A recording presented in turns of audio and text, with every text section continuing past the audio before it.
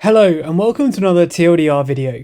Recently there's been a lot of speculation and questioning surrounding the North Korean leader Kim Jong-un. Having missed a number of key events, most notably the Day of the Sun, marking the 108th anniversary of the birth of Kim Il-sung, founding president of North Korea and a central day for the Kim family, speculation surrounding his health has grown. So in this video, we're going to take a look at what North Korea may look like beyond Kim Jong-un, how a transition might work, and what it might mean for the world. If you haven't already, please subscribe this channel for more updates about the UK and the world. Also, we have dedicated channels for the US and EU, so you can find specific news over there. All of that's linked down below. At the time of writing, Kim Jong-un has been absent from public view for nearly 2 weeks. Now, this isn't completely without precedent. In 2014, he wasn't seen publicly for nearly 6 weeks, with rumours flying during those 6 weeks that he had died, had been toppled by a coup, and even theories that he'd been paralysed by obesity caused by a surfeit of Swiss cheese. Earlier in April, reports from North Korea began claiming that Kim Jong-un had to undergo heart surgery, with further reports that China had dispatched a medical team to North Korea, with some going as far as speculating that the surgery was botched due to the surgeon's shaky hands. Nonetheless, on Monday, South Korea's security advisor quashed rumours, claiming that Kim was indeed alive and well. But questions surrounding North Korea's future invariably still persist.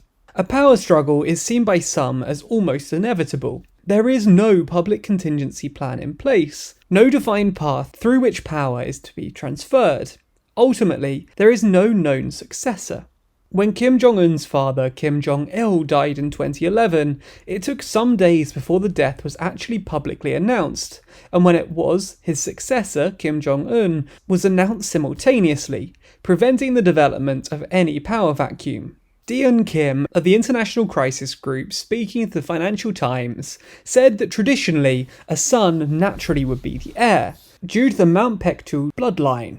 The issue being that details about Kim's children are not publicly known. In fact, we don't even know his age for sure.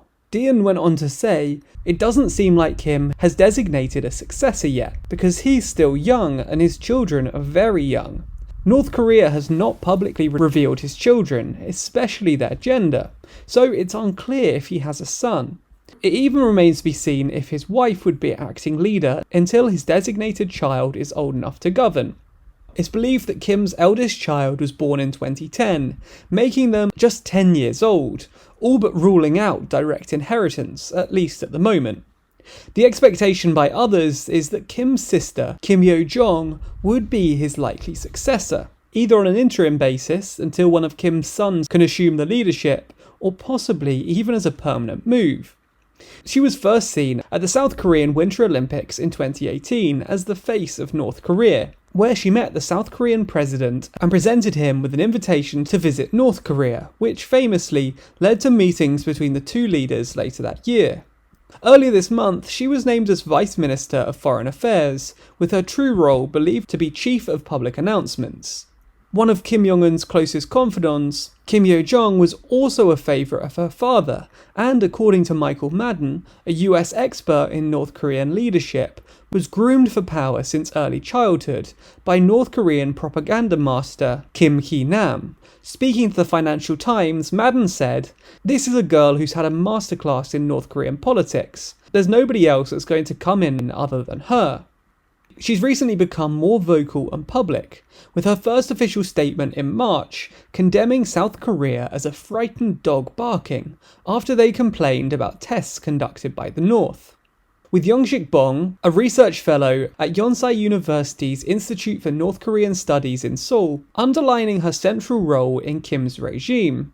It's revealing that Kim Jong-un permitted her to write and announce a scathing statement about South Korea in such a personal tone. He's clearly ready to allow his sister to become his alter ego. There is, however, some friction. Again, talking to the FT, a person in direct contact with North Korean and Chinese officials said that it was unlikely she would rule alone. She is the only person with the chance of taking the top billing, but that would only be allowed to happen if she gave everyone else some sense of collective leadership. Invariably, in such a military-dominated regime, questions remain about whether a woman, regardless of lineage, would truly be accepted by North Korean elites.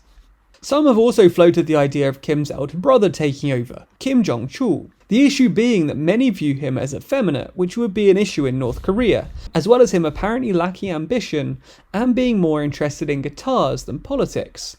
At one time, even visiting the UK to go to an Eric Clapton concert for 2 nights in a row, at which he was seen having a great time and singing along to all the words.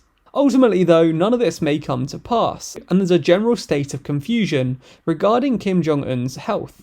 Donald Trump recently added this confusion on Monday by contradicting himself during an address, saying, "I can't tell you exactly. Yes, I do have a very good idea, but I can't talk about it now. I just wish him well." And then later in the same press conference noting, "He didn't say anything last Saturday. Nobody knows where he is, and obviously he couldn't have said it." This is breaking news that Kim Jong-un made a statement on Saturday. I don't think so.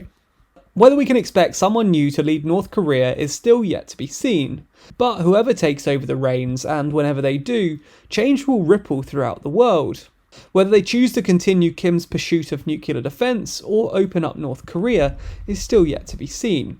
Let us know your thoughts on this situation. Do you think that a new leader could bring peace to the ongoing conflicts, or do you think that's far from guaranteed?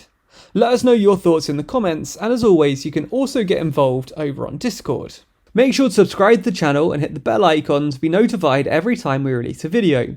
And if you want more from us, you can find us across all social networks simply by searching for TLDR News. Special thanks to our Patreon backers who make videos like this one possible.